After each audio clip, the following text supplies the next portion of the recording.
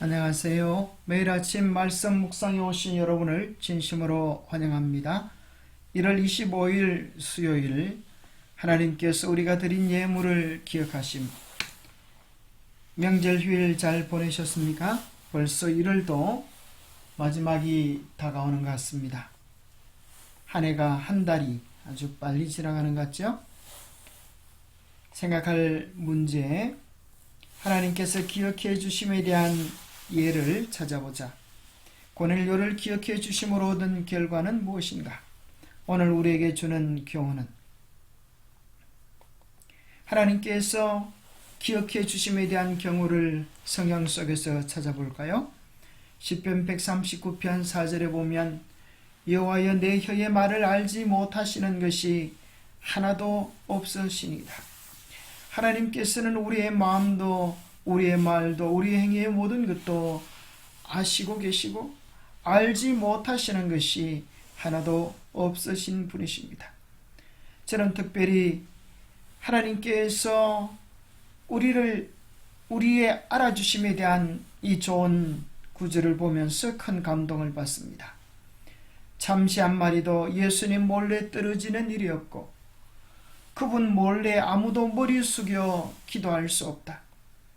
그분께서 어느 곳에서나 우리와 함께 계시기 때문이다.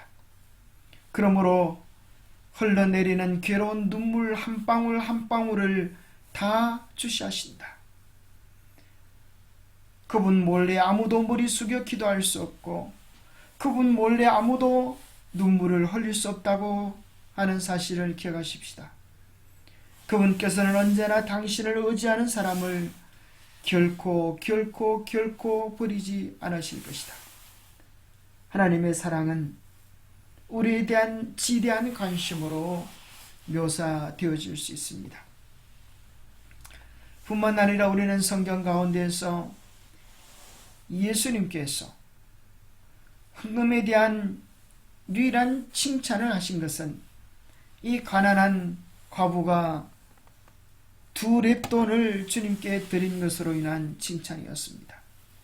그 액수로 비하면 참으로 누구보다도 적은 액수일 것이었지만 그 마음의 크기는 누구보다도 더 크고 마음의 진실됨은 더 놀라운 것이었습니다.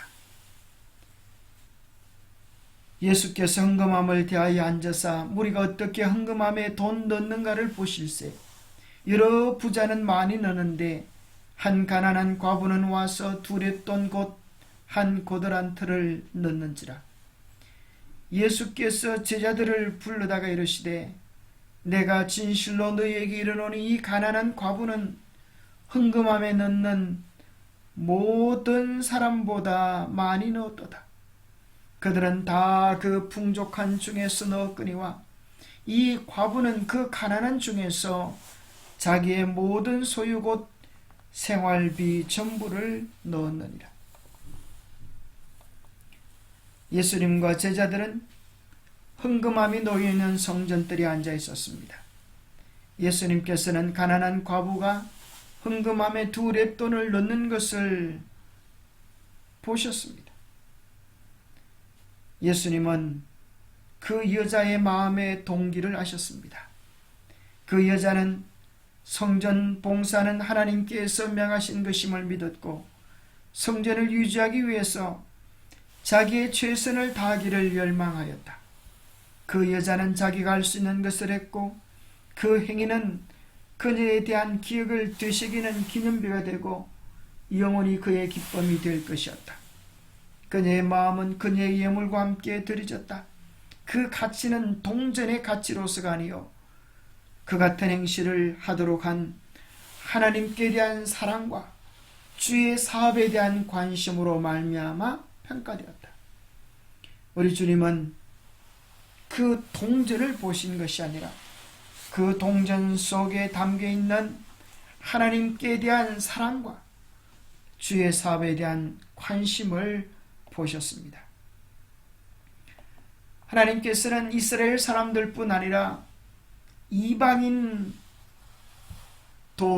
기억하시고 바라보시는데 그 가운데 한 사람이 가이사랴 고넬료라고 하는 사람이었습니다. 가이사랴에 사는 고넬료라고 하는 사람이었습니다. 이달리아 부대라는 군대의 백부장이었는데 그가 경건하여 온 집안과 더불어 하나님을 경외하며 백성을 많이 구제하고 하나님께 항상 기도하더니 하루는 제9시쯤 되어 환상 중에 밝히 보매 하나님의 사자가 들어와 이르되 고넬료야 하니 고넬료가 주목하여 보고 두려워 이르되 주여 무슨 일이니까? 천사가 이르되 내 기도와 구제가 하나님 앞에 상달되어 기억하신 바가 되었으니 하나님께서 기억하시는 아름다운 기도, 하나님께서 기억하시는 구제를 주님께 드린 것입니다. 고넬료와 그 가족의 회개는 그도야 할 수확의 처음 익은 열매였다. 이 가족으로부터 광범위한 은혜의 역사가 그 이교의 도시에서 이루어졌다. 하나님께서는 고넬료의 기도와 구제를 기억하시고 베드로를 그곳에 보내셔서 그들을 위하여 기도할 때에 이스라엘 백성에게 일어났던 것과 똑같은 성령의 역사가 함께하였고 고넬료가 초대한 많은 친척들과 친구들과 더불어 침례를 받고 구원받는 역사가 일어나서 이방인 가운데 처음 익은 열매로 하나님께 드려질 수 있는 큰 복을 누리게 되었습니다. 그 아름다운 구제로 인하여 많은 사람의 구원의 일이 일어나게 된 것입니다. 우리의 기도뿐만 아니라 우리가 드린 예물의 동기까지도 하늘에서 기록된다. 위의 성경 구절은 고넬료가 후하게 베푸는 사람이었다고 말한다. 내 보물이 있는 그곳에는 내 마음도 있느니라. 고넬료의 마음도 마찬가지였습니다. 그는 예수님에 대하여 더 배울 준비가 되어 있었습니다. 놀라운 것은 베드로가 왔을 때에 그는 마치 하나님을 대하는 것처럼 엎드려 절하며 경배하려고 했습니다. 베드로가 깜짝 놀라서 일어서라 나도 사람이라 하면서 그의 절을 받지 아니했습니다.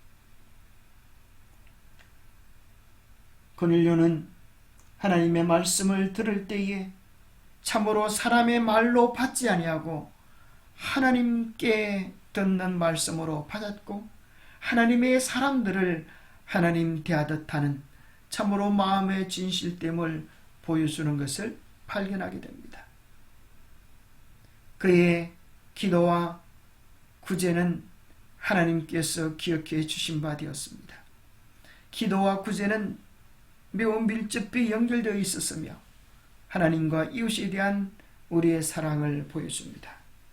바로 이것이 하나님의 율법의 두 원칙입니다.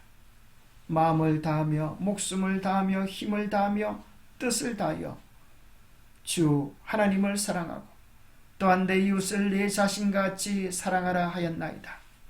첫 번째 명령은 기도를 통해 나타나고 두 번째 명령은 구제를 통하여 그의 삶의 향기로 전해졌습니다. 영감의 교훈입니다. 예물의 가치는 액수보다 사랑과 믿음, 극기의 결과로 기쁘게 바친 가장 적은 금액이 하나님의 눈앞에서는 그 수천 배를 바칠 수 있고도 아무 부족을 느끼지 않는 자들의 예물보다 더 가치 있다.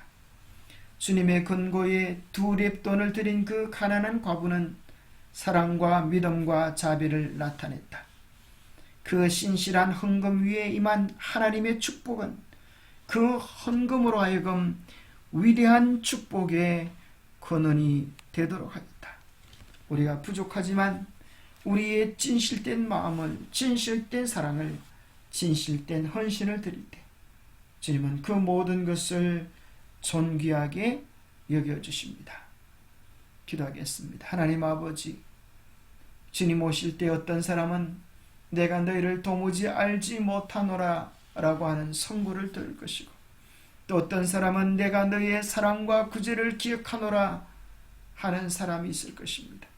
하나님, 우리의 관점이, 우리의 동기가, 우리의 시선이 늘 주님께 머물 수 있도록 도와주시옵소서.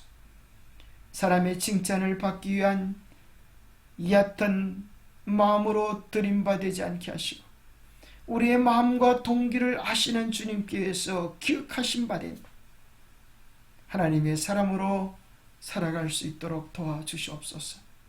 때로 사람들이 알아주지 아니할 때에 소남과 억울함을 가지지 않게 하시고 주님 알아주시는 것으로 족한 삶을 살아가게 하여 주옵소서.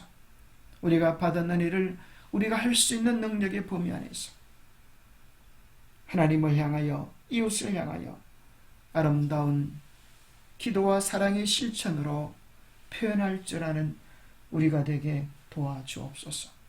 날마다 주님을 향하여 나무가 자라듯 자라나는 성숙된 믿음을 경험하도록 축복하여 주시옵기를 우리 주 예수 그리스도 이름 의지하여 간절히 간구하옵나이다. 주님께서 기억해 주시는 사람, 주님께서 기억해 주시는 믿음의 사람으로 우리의 삶이 늘 준비되고 드려진 바 되기를 축복합니다. 감사합니다. 오늘도 주님과 교제하는 행복한 하루가 되십시오. 감사합니다.